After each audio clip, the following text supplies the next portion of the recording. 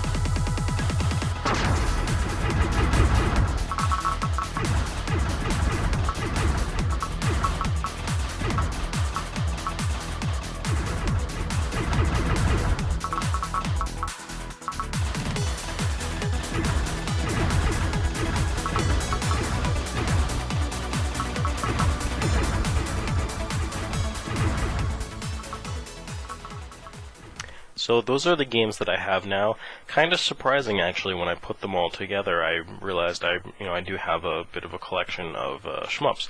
I've never considered myself much of a shmup player, but I have been interested in them to various degrees in the past, and I think I've had some good and bad experiences. So I want to talk about those a little bit. First, I just want to let you know that there were a couple of missions. I was having trouble capturing footage from the Sega Master System, so I do have R-Type. I also have Bomber Raid. My issue with shmups in general is that they're just not that approachable sometimes, and I worry about them being too hard for me to play. So R-Type in particular, I think I might have had a bad experience with it playing one on the PlayStation 2. This R-Type, however, I have seen some footage, some techniques of it. I saw Lon Boys Post 1975 playing it, and it gave me some encouragement that I might be able to do okay on that if I put my mind to it.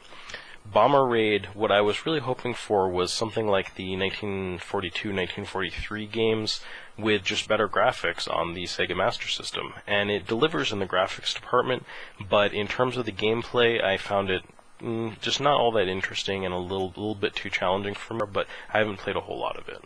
As for the games that I showed off, I have been enjoying Raiden.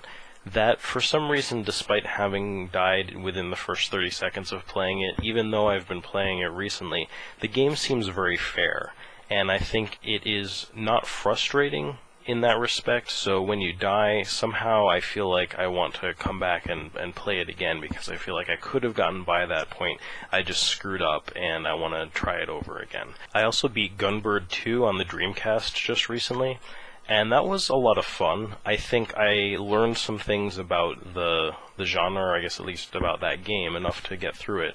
I did play it on the very easiest setting, though. I need sort of gateway games that can help get me into this genre. For me, the Macross games have been great in this respect, to the point where if I put the Saturn one down to the easiest difficulty, I actually feel like it's not enough of a challenge, and I need to bump it up just a little bit to keep things interesting. So I know that those are kind of good starter games for me, so I might try playing the one on the Super Famicom a little bit more. Some of the other games, I think, are a little more off-putting. Giga Wing 2, Mars Matrix, they seemed a little too busy and too frenetic. They were just a little bit overwhelming for me to play, especially considering that was the first levels. I think Gunbird 2 has a lot going on, and there's some pretty big like bullet patterns and things like that, but nothing near the just sheer amount of visual information that I was getting from some of those other games. I find the graphics in some of these games to just be really compelling. Layer Section is a good example of that, where it's just very, very nice looking, and I believe I like the 2D style more than things that I've seen that are 3D. Söldner-X is another one that I was really into when that came out on PSN. I was like, oh wow, this is sort of that high definition shmup that I've been looking for all of these years, and I started playing it, and I believe I had the same problem with both of those games, which is you get to about level 3 and I just couldn't get by them. It was just, you get to some spot and I would get stuck and frustrated and just put both of those games down. Another aspect of these games that I'm trying to ease myself into is just the gameplay mechanics themselves.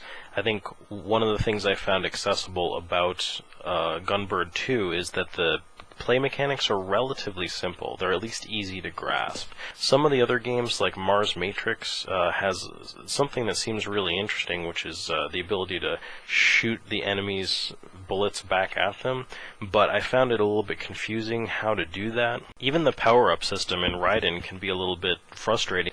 It'll change color, so if you want one, you'll have to wait around to get it.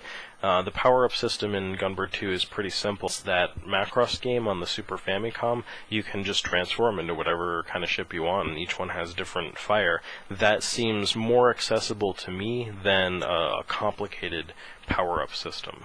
I think it's obvious from my gameplay that I showed off that I have the hardest time with the homebrew games, and that stands to reason, as you would expect, that they might be the most rough around the edges. I did play Gunbird 2 with my arcade stick, and I did learn some techniques doing that I think helped me out a little bit. One, I definitely like to have the joystick kind of held like this underneath.